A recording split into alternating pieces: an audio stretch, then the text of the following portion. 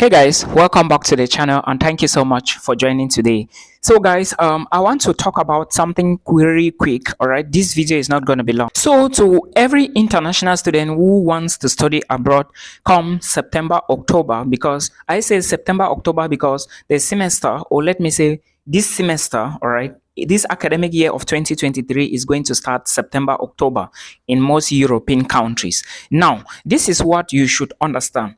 As an international student, all right, who intend to migrate abroad or who wants to study abroad, you should understand that all these European countries, especially the members of the European Union or countries within the Schengen zone, they do not have the same visa processing methods.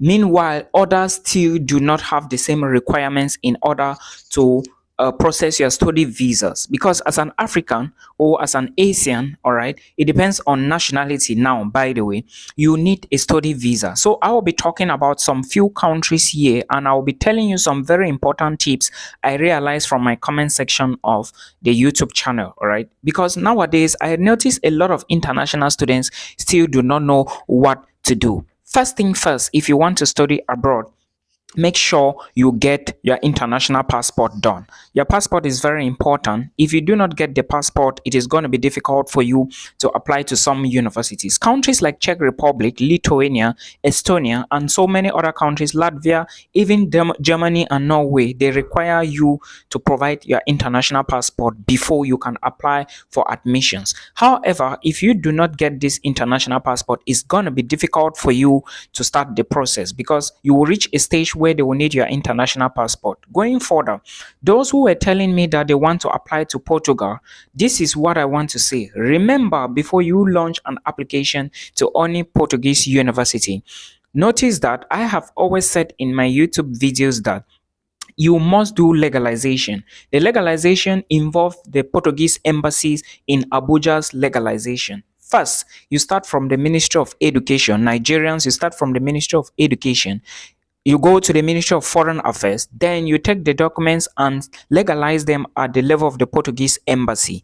All right, this is the first stage you have to do before you carry on with your admissions to Portuguese universities. Nigerians, this is for you. Cameroonians, you have to, first of all, depending on where you got your certificate from, if you are from a graduate from the University of Boya, you take it to UB, you do this necessary certification, then you carry them to the Ministry of Foreign Affairs, any of the head offices in either Douala or Yaoundé, then they legalize it there before you move to Abuja to do the Portuguese embassy's legalization. However, if you are applying for bachelor's degree, note that your ordinary levels need to be legalized. First, you start from the GCE board, all right, before the Ministry of External Relations or Foreign Affairs, before the Portuguese embassy, Cameroonians. Other nationalities, you follow same, all right, Ministry of Education, Foreign Affairs, then the Portuguese embassy. This is actually the process you have to follow. Otherwise, you may not get admissions in Portuguese university. I realize that a lot of you are asking for admissions, but you are not doing the necessary processes. This is the first step.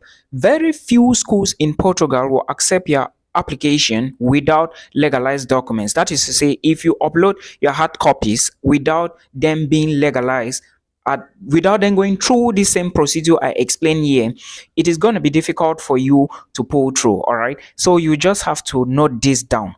Now, the other country I want to talk about, before I even talk about the next country, please remember that Portugal is a country that encourages people nowadays to migrate in there. All right, and if you're in Portugal, it's not going to take you that long, maybe probably 4 years, 5 years, you are a permanent resident. All right, I have said this countless times. And the new visa which has been given an opportunity to Portugal, like if you are an international, you do not want to go through the study pathway and you meet requirements, you can apply to this visa called the job seeker visa. But remember, this job seeker visa is not for everybody. All right, I explained this in one of my videos. And also note that there are requirements, procedures, and of course due rules you have to follow for the job seeker visa. But I always encourage students to go through the study route or the study route, because that is the best and easiest. To me, somehow it is the easiest. But remember, without the right documentation at the level of the visa or at the level of the visa or at the level of the embassy, you will not get a study visa. Please pay attention to this. Another country I want to talk about, which is very cheap and easy somehow, is Italy.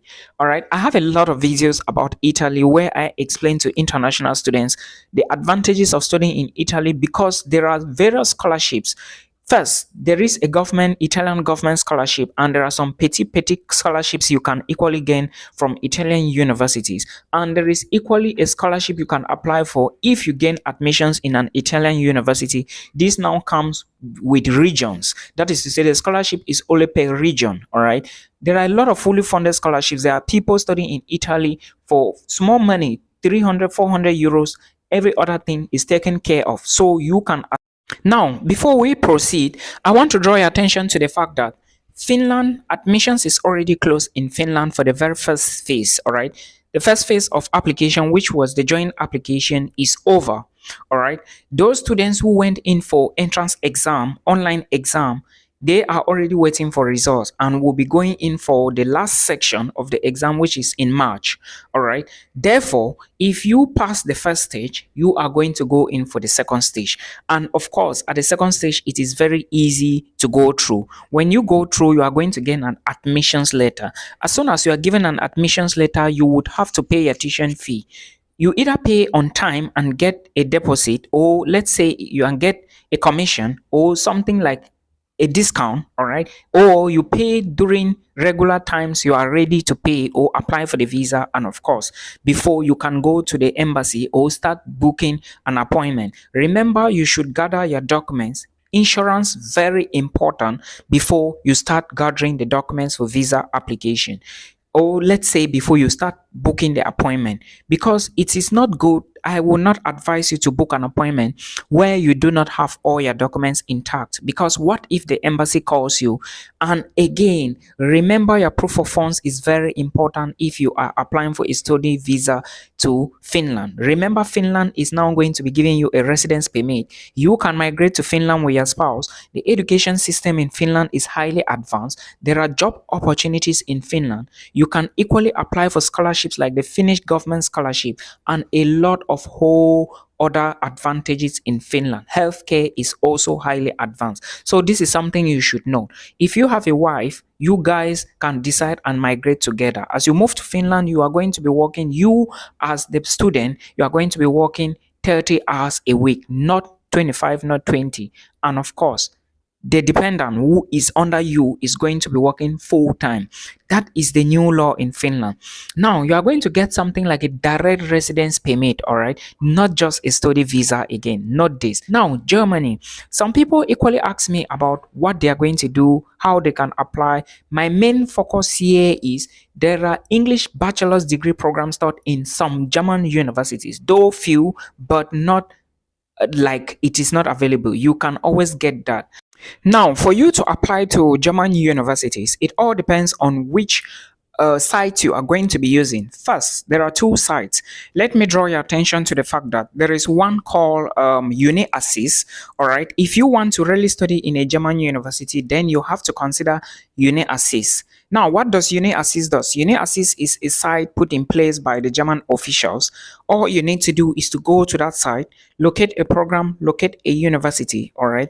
Then you check its requirements, but remember, there is an application fee you have to pay to UniAssist, all right? When you do the payment, your application is going to be processed. The office is located in Berlin, and when everything is processed, they will then send it to your university, all right? It is only your university that has the final say in whatsoever thing you are going to be doing. Then after that, you will get an admissions letter. That is the first site you can use. Remember, there is a 75 euro application fee, but with that 75 euros, you may end up getting 2 admissions, which means that you have to double the money to extra 95, that is 75 and 30. So from UniAssist, the second site, UniAssist is the first site you are going to be using for German application. Another site you are going to be using is the DAT website. The DAT website is DAAD. All right. With the DAT website, it's easy to spot universities that don't have tuition fee. It's equally easy to spot universities that have tuition fee, and it's very easy to identify the requirements as well. But if you ask me, I would say use that. All right. Remember, I said it's DAAD. There is a name in German. I don't know it. I'm not a German. So when you use that one, you will realize that it's somehow easy. But in that, it looks like the courses are limited. In that, most universities you will see are free.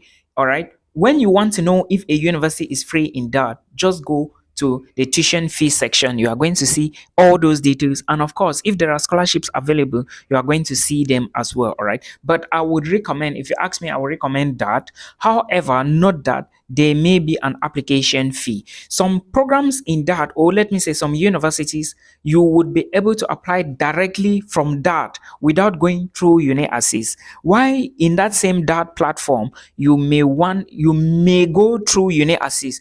It's not like you want. Some schools there is a link there where you are going to click for the program, and when you click that link, it's going to take you to UniAssist. Most bachelor's degree programs are like that in Germany. Now, when you apply, you have to wait. After admissions, you have to apply for a national D visa. Cameroonians, remember there are two lists, list A students and list B.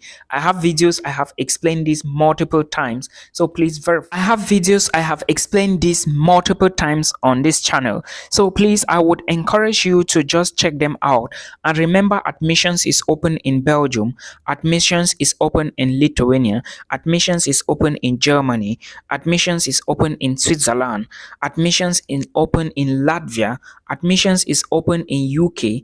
Admissions is open in Czech Republic, and of course, admissions is equally open in Slovakia, Slovenia, Netherlands. In fact, most schools are open now. So check which one you want to go for depending on your budget, and you launch an application. Till we meet again.